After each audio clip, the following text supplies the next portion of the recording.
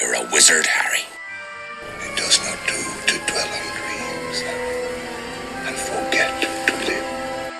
I can tell you how to bottle fame, brew glory, and even put a stopper in death. It takes a great deal of bravery to stand up to your enemies, but a great deal more to stand up to your friends. Hey everyone, welcome to Hogwarts, a podcast. Hey everyone, welcome to Hogwarts, a podcast. I'm Dan. We have Anna back again. I promise eventually I will let him have other guest speakers. I promise. Maybe. Maybe not. We'll see if she relinquishes her spot. But today we're talking about Chapter 5. Let's see if I can pronounce this right and not like Harry in a Flu Network spot. Diagon Alley. Oh, good job. Thank you. Thank you. It's a big chapter. It's one of the most fantastical chapters. Fantastical is a good word. That just kind of lets your imagination kind of run wild for the first time in the book, first time in the series. So it's one of my favorite chapters, for sure, in this book. And yeah, there's just a lot to discuss. Starting off with them finding the leaky cauldron, Yes. which is always kind of a cool thing to read, and you know, most people wouldn't think so, but I like the idea of Harry kind of discovering, like, I see this, but it's hard to see this. Other But do people other don't people- seem to see it. Yeah. Am I special? It's an interesting kind of take, and it's a very small detail of the whole chapter, especially with what else is in this chapter. But it's like one of the first important things, and I just kind of like, oh, that's really neat and interesting, and Also, don't you just kind of wish you could hang out at the Leaky Cauldron? you can in Orlando. No. Funny. Not the same. It's not the same. It's very much not the same. There's not a creepy bartender named Tom greeting you, but Such a shame. Love those creepy bartenders. I'm going to leave that alone. And we're moving on to, but Harry walks into this bar, which is an 11-year-old kid walking into a bar or pub. Better when you think about the fact that they're in Britain. True. But he walks into this pub and immediately just swarms of attention. Yeah. I mean, he was getting attention going to the pub anyway because he's walking with a massive human being. Of course. Or a massive man. But he walks into this bar and just gets pelted with, oh my goodness, it's so great to meet you, it's an honor, it's, oh my gosh, you remember me from however long ago it was since I tipped my top hat to you, Mr. Diggle. The best. So he's getting a lot of play in these early chapters. He really is. And then he'll disappear for a long time. But we love him. Yes. But yeah, the Leaky Cauldron is always an interesting spot, especially since you meet one of Harry's professors for the first time. Yes. Professor Quirrell, who's, I think it's an understatement of the century to be like, he's an interesting dude. Yeah, that is definitely an understatement. Also, just with this introduction to him, if I were Harry, I think I'd be a little nervous that this was going to be one of my professors. He doesn't exactly Exude confidence. Yeah. Yeah. Exude knowledge. Yeah, which I want to talk a little bit about more in the spoiler section. Absolutely. But you're right. He comes off as just a very interesting character. But yeah, it's always interesting when a professor feels the need to come up to you. Mention the fact that he's wearing a turban in the introduction? I don't think they do. Such a shame. I don't think they do. Usually she's so descriptive on first meetings, it's and this true. one she was very like low key on. Yeah, really all they focus on is the stutter. They described Tom for gosh sake. I mean, she like got into a description of what Tom looked like. Anyway, yes, it's, and they described one of the patrons coming over and shaking his hand like 50 times. Doris Crockford. Doris Yes. Crockford, Mr. Kept Potter. coming back for more. So yeah, it was an interesting experience for him because this is the first time anyone's really, other than Hagrid, sought out him in any way, shape, or form. Probably overwhelming. I could imagine that. Social anxiety up a couple of notches That's on fair. that. And not knowing, fully understanding why. Right. He still doesn't really fully grasp that idea. Knowing Harry, probably feeling a little undeserving. For sure. Or guilty, because he does know the base reason why, and it's not a great reason. No, that's for sure. So, and that's a constant struggle that he has, but which we can get into later. Yes. But anyway, the entrance to Diagon Alley is, or at least from the pub, is one of those special moments of magic, and it's such a simple moment. It's just a couple of taps of bricks. Yes. And it opens up into this scene. And I think Harry describes it as he wishes he had like 8 sets of eyes. Yes. Just so he could see everything, which sets the stage for your imagination to just go crazy and figure out like what might he be seeing, who might he be seeing, creatures and people alike, and all the shots. That you would just think only belongs in a fantasy novel or fairy tale stories. All of a sudden, real life in front of him. And it just gives another example of what a Muggleborn might be experiencing versus a kid from a prominent wizarding, not even a prominent wizarding family, just a wizarding family. Yeah. Of normalcy versus some sort of alternate reality that you never knew existed until like that very moment that you cross that barrier. It's surreal. Which it would almost make me, if I were so lucky and the wizarding world actually existed, to be a part of it, it would almost make you wish you were a Muggleborn, because the idea of walking into that fantastical world for the first time and taking it all in, just, I mean, I can't even, it's like a little kid in a candy shop and you don't know where to look, you want to just grab it all, and you can't even believe it. Yeah, I also imagine bubbles, which obviously is not a thing, but it just seems to add that extra magical bubbles part of it. Yeah, don't you just kind of like wish bubbles were floating everywhere? I feel like it would add to the magic.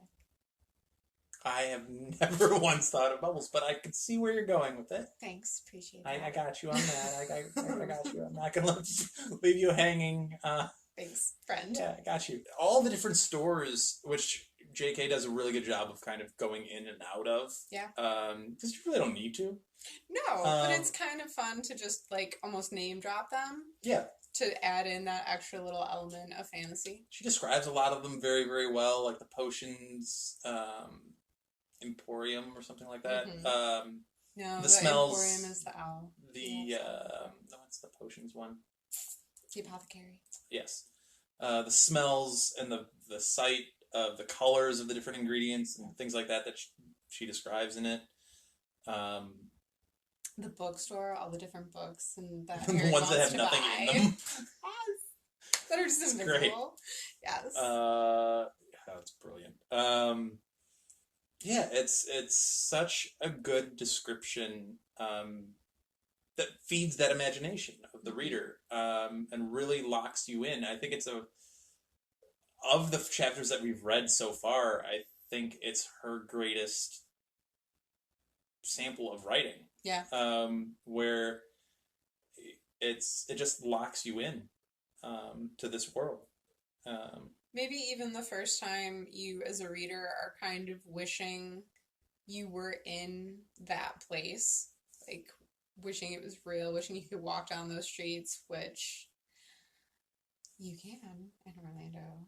Yes, you can. I've been. Have you, Anna? I have multiple times. I've only been the once, but it was pretty awesome. I gotta say, yeah, it was a pretty cool experience. Most definitely. And it was a little weird to see Snowtop when it's 80 something degrees. That was a little odd. That's true. But other than that, great experience. But yeah, we also get the first look of Gringotts, which is, I think it's fair to say, a pretty important place. Most definitely. Given that it's the only bank in the Wizarding world?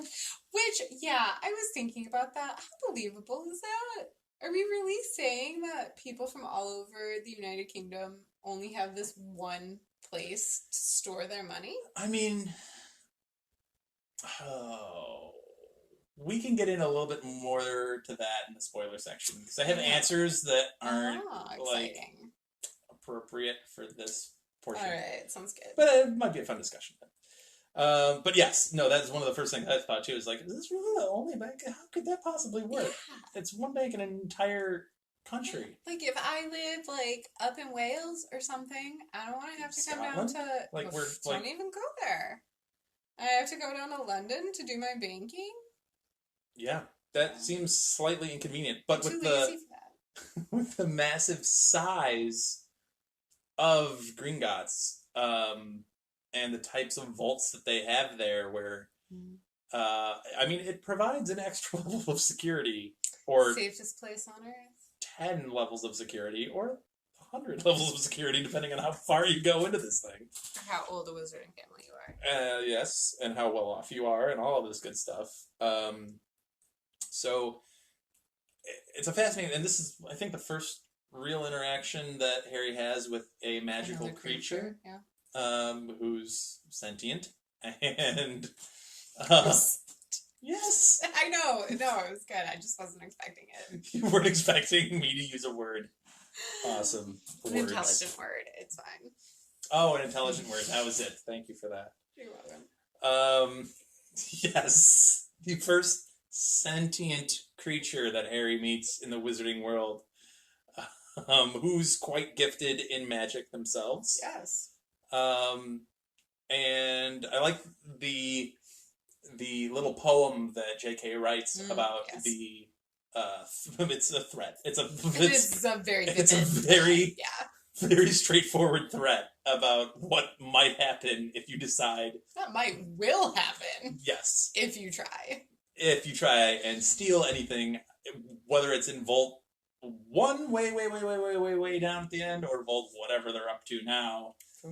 Who knows? You know, whether it's a bronze nut or, you know, whatever treasure you might have. Who knows what could be in Gringotts? It's also exciting that it's our first mention of dragons. It is, which Harry takes note of. He's like, wait. How could you not? Those are real? Yeah. I need to see that, I want now. One. That's more Ingrid. Yes. Yeah, it's really interesting to kind of see even the cart that they have. Don't you kind of wish you could go on one? I do. You can't in Orlando. We need to start talking about Orlando. Gringotts the Ride is a very good ride in Orlando. A very good ride. Is better. I'm sure it is, and also more deadly. But yes, that's true.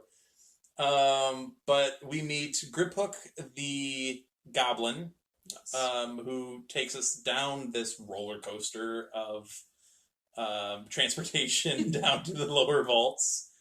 And they stop at Dumbledore's first. No, they stop at Harry's first. They go to Harry's first. And which you only need a key for. They don't mention the number of the vault, but there is a massive amount of wealth in the vault, which begs the question. Well, I guess we can get into that in the spoilers, but I'll have a spoiler question for you later in that. I'm sure I'll have the answer. I'm sure you will, because it involves James Potter. Exactly. So, but yeah, massive amount of wealth for Harry, which is the first time. I think he just takes a handful or a pocket full of whatever he has, and he's like, this is probably the most money that I've ever held. Yep, in his life. In his entire life.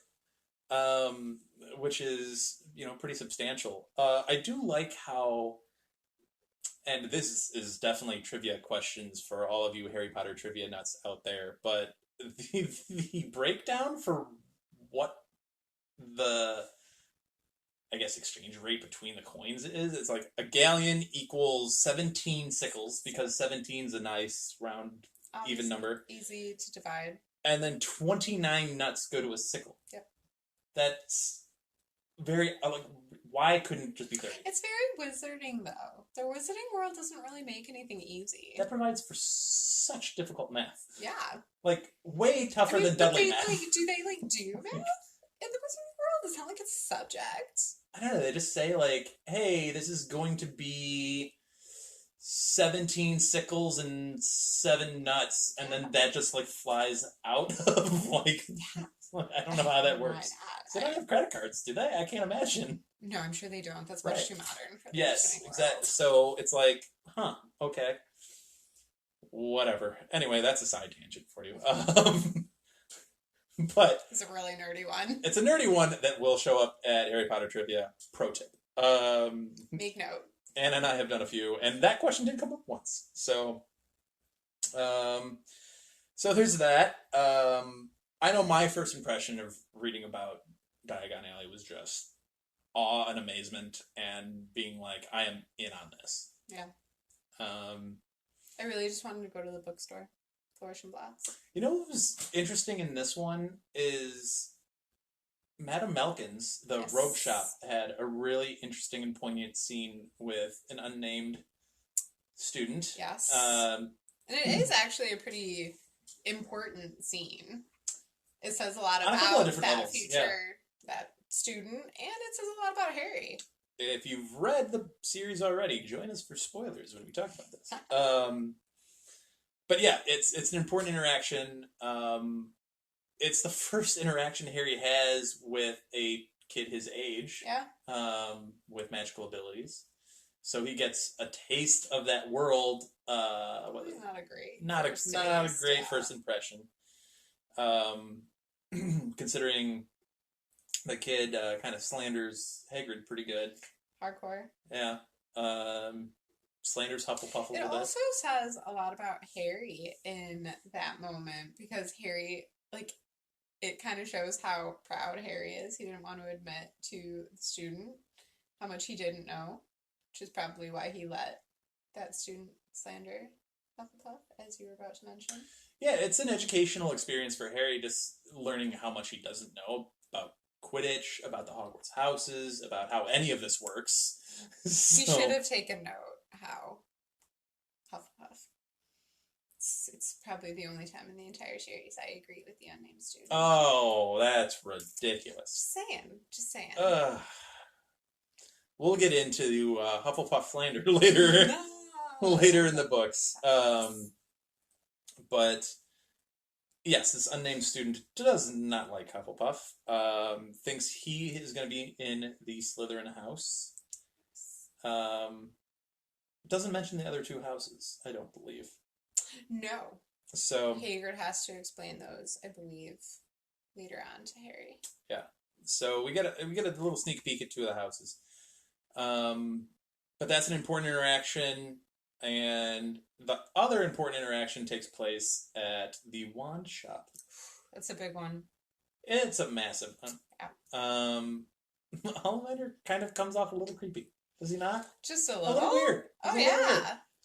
A little eccentric. To the point, and this is one of the things that actually throughout the whole series I find really interesting. Harry's not sure he even likes Ollivander. Like, he clearly states by the end, he doesn't think he likes him. Yeah. And that's because he just comes off as creepy, and I have a couple of thoughts about why, but it might be better mentioned in the spoiler section. Yeah. The thing I find amazing about Ollivander, and I guess it's your first real peek at specialists in the Harry Potter world. The magical world. Yes. But Ollivander has this, like, it's photographic memory does not even do it justice. It's like, it is beyond perfection, because he has well over 50 years, well over. I'm sure it's got to be more than that. Yeah, well over 50 years of literally remembering every wand he ever sold. And I'm not just talking about what wood the wand is. I'm not talking about what core the wand is. I'm not even talking about that combo. I'm talking about, like, he remembers rigidity, flexibility, like Who he sold it to. who he sold it to, what traits it particularly had, what that traits, person did with it. Yes. It's, and I think it's your first sneak peek into, like, there's an extra magic there. Yeah. It's like an extra surreal, and I don't even know that they themselves are aware of it. No. But it's like this extra imbued power, I guess. Yeah. I think wand lore as a whole throughout the series just has a lot of extra magic around it. Like you said, a lot of people don't know a lot about it. Even the people who are specialists in it and have that extra knowledge, that extra magic, still don't understand everything about it. They're still learning a lot about it. And Ollivander's family has been in the business since 382 BC, which is another trivia question for you out there, because we had that one as well. 382 BC. I mean, that's just crazy. It's a long time. It's kind of crazy to think about, and crazier to think about that Ollivander has this, and I'm sure his... I'm trying to imagine what Ollivander's shop must have looked like back in those BC days. Yeah, so Ollivander's was an interesting kind of experience with him. Ollivander kind of goes over and tells Harry about all of these wands, and quickly tells him, no, that's not right for you, no, that's not right for you, and then when one does finally shoot some sparks out, and he gets that warm, tingly feeling in his fingertips. Do you remember what color the sparks are? Red and gold. Yeah. Shocking, considering what happens later. Ollivander then goes into the history of that wand, which has a specifically foreshadowing history, maybe? I feel like you can't even possibly foreshadow. Yes, it is foreshadowing I how feel like important Ollivander it's going himself to is be. like, you know it's going to be an important fact. This is a But I feel like you particularly... can't possibly even begin to guess what that importance is going to be. That's true. But I can't get over, like, Ollivander just going like, oh, this wand. See, I can't get over great things. Great but terrible things were done with that one. That's an ominous quote. I think that's what brings in Harry not liking him. Because I feel like at the end of the day, what Ollivander cares about is not good or bad. And again, that's like, he doesn't care about Harry wielding that wand. He doesn't care about who's wielding that other wand. He cares about the magic that is accomplished. And so I feel like Harry magic that had never been done before. Yes.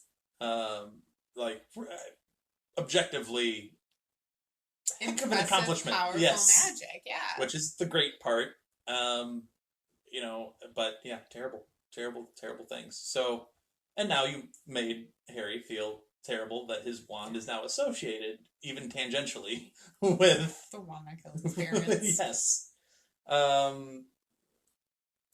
I get the feeling like Ollivander, I don't think he means to be that way. I think he's trying to be in his own unique way, comforting or informational or whatever, and it just comes off as so bad. But good effort. Good try. You know a lot. That's good.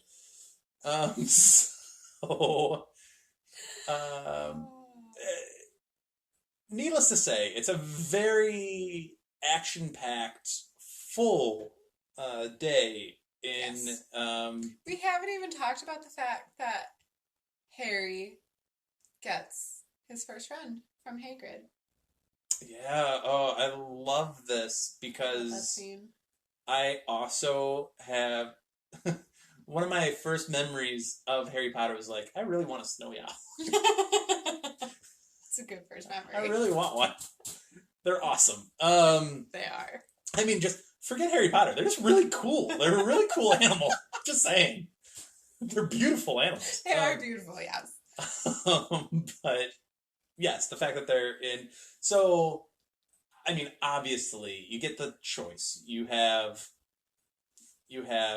owl, cat, or toad. Yeah. what... Yeah, why would you not pick Owl? And Hagrid mentions it.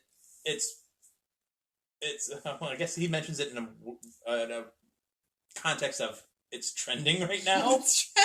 He does. Oh, wow. Because the toad was not trending at the moment. Which, kudos to Hagrid for being on the down low on that. Like, man, he's tapped into the culture. Like, good for him. He's got this down. But no, it's functional too. It's like, yes, it looks pretty, useful. But yes, it's dead useful in that it literally delivers your mail. Which, kudos to J.K. Rowling on that creativity. Yeah, so, I like it. I guess it's an upgrade over a carrier pigeon. Can you imagine if they had pigeons instead? How deflating that would be? That would be the worst. Also an upgrade over the United States postal system. That's true. Well, except for big packages. Can you imagine 50 owls trying to deliver some big package? I mean, it happens eventually in the series. Do you have to special order the owls for that? Because it's obviously more than your own owl. Do you have to Well, remember when you go to Elop's Owl Emporium, there are owls there that you can hire to carry your package. Okay, so this is a whole other side hustle that they got going on. Okay, that's good. I'm just now picturing an owl. Well, I guess we get there. It's later in the books of owls trying to carry things and not going well. Yeah, I was just going to say, I feel like we're jumping out of ourselves. Yeah, we are. We haven't met that owl yet. Owls are awesome, though. But if you'd rather take a cat or take a toad, let us know why. Please be thorough in your explanation. Not that they're not great, but yeah, just some let us know great characters have toads. Some great characters have cats, too. So, not Mrs. Fig, though. All great characters, but just... Mrs. Fig. Too many. She has too many. They tripped her. She was on crutches. We didn't even talk about that. Her poor injury. Anyway, getting off topic again. This is a good time for us to pause. Yeah. Pause, reset ourselves, and we'll be back with some spoilers after this. In the dungeon! Turn around in the dungeon! All right, we are back with the Chapter 5 Diagon Alley spoilers. So, again, if you haven't read past Chapter 5 of the Sorcerer's Stone, or Philosopher's Stone, depending on where you were reading this book. That's right. Or what version you have, please stop here and join us again for the next chapter. If you have read everything, then we are going to drop some spoilers on you. So, stay tuned. What do you want to start with? I feel like it's good to start with Professor Quirrell. Fair enough. The one really interesting tidbit that Hagrid drops on Quirrell, or about Quirrell, is that he was once a very, very competent and intelligent student.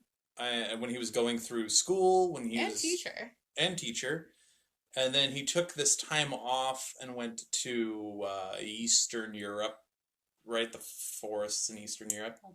Albania. Yes. And after that trip, just came back not the same. More nervous, more twitchy, more stuttery. Yeah.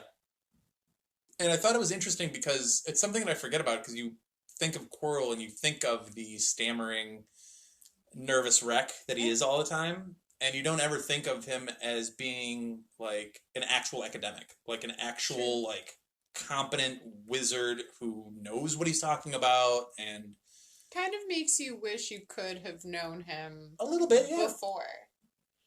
It'd be an interesting thing. So I just found it interesting how Hagrid was just dropping that little background on him. Yep. That I think is important, because it's a really nice character detail. Mm-hmm. And it's setting him up to be very unassuming. Someone you would trust, because Hagrid vouched for him before. He was very knowledgeable, he was very confident, and then whatever happened to him, he just became this nervous wreck. You kind of feel like he's a non-threat. Yes. Why should he be teaching Defense Against the Dark Arts? Okay, now, big spoilers. We spoil a little bit, but now it's big spoilers. So if you haven't read this book, you should really pause. The other interesting part about that interaction is he's currently possessed at that point, correct? Yeah, absolutely. So he is not just himself. He is not. He is carrying a passenger with him. He's carrying a passenger. Yeah, that's a nice way of putting riding it. shotgun with Quirrell. All right, and again, big spoilers. It's Voldemort. It's a part of Voldemort. It is. Voldemort. However you said it in the There's first. just no T. That's all it is. Voldemort. Interesting. Voldy is riding shotgun on Quirrell. Or in Quirrell?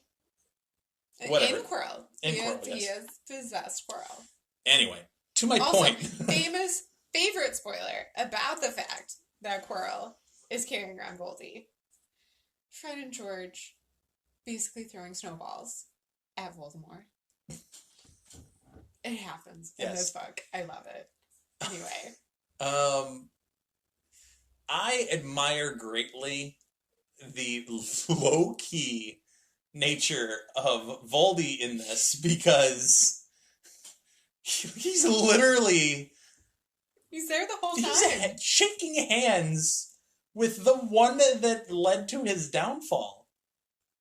You don't think he's like, kill him now, just do it now. Like, he must be... Now, here's a question, though.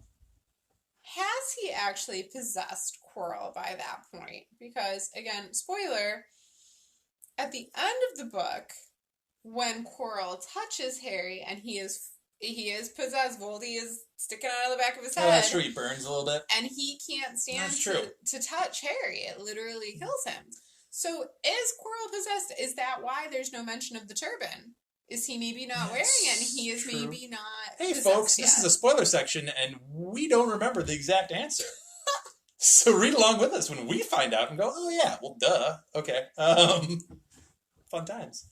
No, I don't remember but he obviously ran into... Because Voldemort exiled to Albania at some point to... Right, and that's Horcrux where he hunt. found... Right. Which is where he ran into Quirrell. So they had contact before this point. Oh yeah, absolutely. So it's whether or not he's actually in possession of Quirrell or not at that exact moment. I'm pulling out my book. We'll continue talking while I double check. Fair enough. So we are going to the details just for you folks. Grasping Harry's hand. All right, here we go. Potter stammered Professor Quirrell, grasping Harry's hand. Can't tell you how pleased I am to meet you. So yeah, there's definitely skin-to-skin contact. Well, that thoughts. Interesting. Listeners. Yeah, give us some thoughts on that. It'll be an interesting moment when we actually get to later in the book and figure out what exactly is the timeline. What's going on? He's just an interesting character, and I feel like he gets glossed over a lot, especially as you get through the books, and there's other Defense Against the Dark Arts teachers, or other teachers in general that come in and out of Harry's life, and... What I like to go back to Quirrell on is, so in the same chapter, Hagrid has a line about how there's not a single dark wizard that hasn't come from Slytherin House. And Quirrell is one. Again, spoiler section, if you don't remember. Quirrell is a dark wizard that did not come from Slytherin House. He was a Ravenclaw. And that's kind of going back to how he used to be an academic. He was just this logical, book-smart teacher that kind of got ruined and led down the dark path. It's important to realize, like, yes, he's overlooked a lot by his peers and by other people and by students, but at his core, it's not like he lost that intelligence. No. He still has that. He still has that edge. He proves at the end he definitely still has that edge. Yeah. I don't even know if Voldemort is strong enough at that point to exist on his own without possessing Quirrell. True. And this was obviously his way into Great Britain and into Hogwarts, and so getting the Sorcerer's Stone. Yeah, that is a good point though about the contact, and it didn't mention like a glove or any like protective covering. Huh. It definitely specifically mentions they shake. Maybe. Because in the movie, he specifically does not shake Harry's hand. That's true. That's true. Maybe he doesn't shake his hand. Man, details. So obviously, Quirrell is a very important part of the story in this book, and like I said, I think he gets overlooked quite often in the whole mix of things because I think he gets left by the wayside a lot. But hey, gotta love Dallas Diggle getting his shots in. God bless him. You just love Dallas Diggle so much. I love that he's so early in these books, and then, like you said, he disappears for many books. Many years. Yeah, he's for a while. He keeps that top hat, though. Oh, that's great. The books that Harry gets is obviously interesting, as one of the future movies is based off of, with Fantastic Beasts and Where to Find Them, and written by Newt Scamander. Love him. So, there's some interest. Obviously, A History of Magic by Bathilda Bagshot. Also a big player in future. So there's some shots. Hogwarts, A History. Is that actually on the list, or is that just something here Hermione I think it's just something that Hermione reads on her own. God bless Hermione. But Hogwarts, a podcast, should be on your listening list always. Be Hermione. But yeah, so it's an interesting book list, and it got me thinking, like, especially knowing some of the teachers, like Snape, for example, who's so self-confident in his own potion skills. Sure. It's like, what book is he reading that he's like, yes, this one is sufficient to my level of potion? You know what I'm saying? It's true. Like, I never considered that until reading the book list and being like, I wonder if Snape, like, read the book and was just like, yep, this is about right, or gosh, this is terrible. I would never... This is the closest thing to acceptable I can find. Right! Like, what is his thought process between picking books? It's actually kind of shocking he didn't just write his own.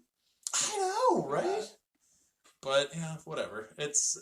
Snape is an interesting one. Well, he's still young in this part, right? Because he's the same age as James and Lily. Yeah, so he's 32.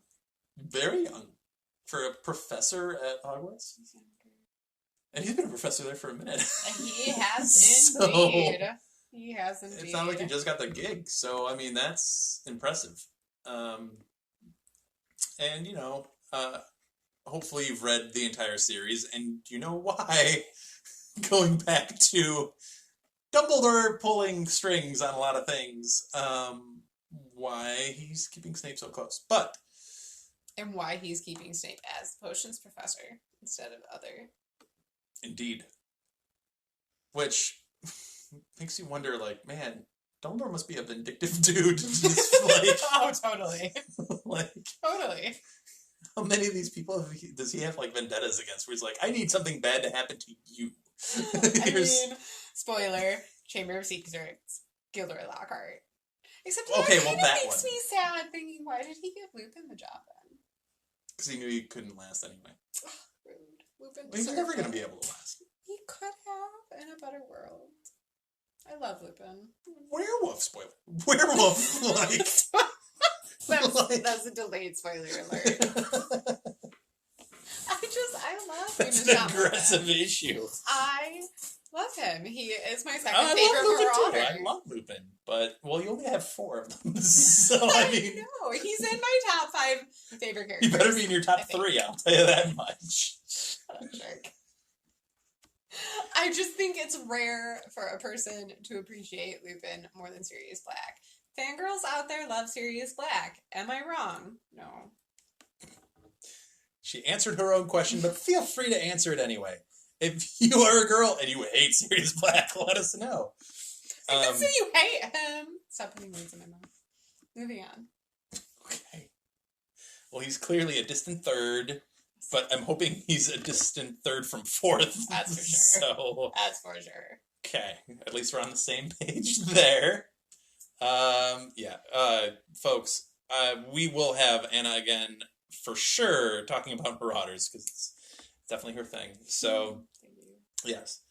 Speaking of which, from book 3, I'm literally have my laptop on a Marauders map at the moment. So, because, nerds. So, but I think that pretty much covers everything that we can possibly talk about Diagon Alley, other than it shows up multiple times throughout the series. Well, I think we Different wanted forms to of at actions. least point out the importance of a specific Gringotts vault. Oh, right. Oh, jeez. Yeah. Could possibly play a bit of an importance. Before we get to that, quickly mention that the unnamed student, Draco, Ugh. what a way to meet. What a way to meet Draco. Draco Malfoy. Yeah, that is a wonderful first impression of, Quote unquote wonderful. Yeah, a major character.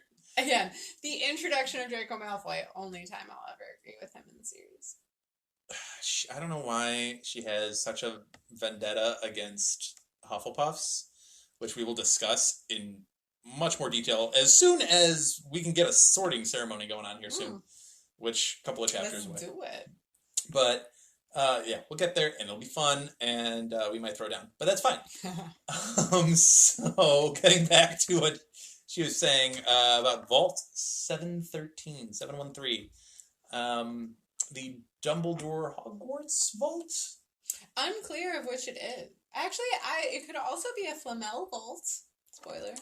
Could also be a Nicholas Flamel scientist wizard. Wizard scientist? Philosopher? It's a sorcerer. Renaissance man. That lived during the Renaissance and still living. Literally. Small package that can be easily held in the hand. And the book is called Sorcerer's Stone, I believe, or Philosopher's Stone. So, something like that. Wonder what that package is. I don't know. No? I don't know? No clue. Okay. Well, that's another thing that we'll have to find along with what happened to Quirrell. So, stay tuned with us. Yeah, Grip Book has this interesting, it's not a key, it's a specific goblin. Only a Gringotts goblin. Password kind of thing, and then if you're not one and you try it, you get sucked into the vault. And they check them every 10 years. And here's that's... Sucks for you. That's cool. Man, I never want to be in one of these vaults. Ever. Would I ever try and break into one? I don't think so. Never. That'd be dumb. Never say never. So, and we'll be entering an interesting moment soon in the book where someone does attempt to try such a brazen attempt. I wonder who that someone is. So, Filch? No? It's Diggle. Obviously. Diggle. Okay, we've decided it's That's Dale why we Diggle. keep bringing him up. That's why he keeps getting brought up. I'm sorry, that's probably the biggest spoiler. He was we've going to got. put the stone under the top hat. That's a great hiding spot. Except when he tips it all the time. Except it could be in the top hat. It could. There you go. We got it figured out. We don't have Quirrell figured out, but we got that figured out. So come back and join us for when we actually figure out who tried to steal the Sorcerer's Stone going forward. I'm hoping you're enjoying this. We're having fun. Absolutely. This is episode 5. It's bloody brilliant. Chapter 5, Diagon Alley. We're going to go into Chapter 6 next week. Please come and join us. Follow us on the Twitter at HogwartsApod. Follow me on my Twitter at Daniel_Allen44. If you're so inclined, I am at AC_Solger. She is always up for any kind of Harry Potter debate. Truth. One way to get her really riled up is say James Potter is the worst character of Harry Potter. Not talking to you. Twitter war. And with that, we'll say thanks for listening, and we'll see you next time. Thank you for listening to Hogwarts, a podcast. If you like what you've heard, please click the subscribe button on your preferred podcasting app and follow us on Twitter and Instagram at Hogwarts a Pod.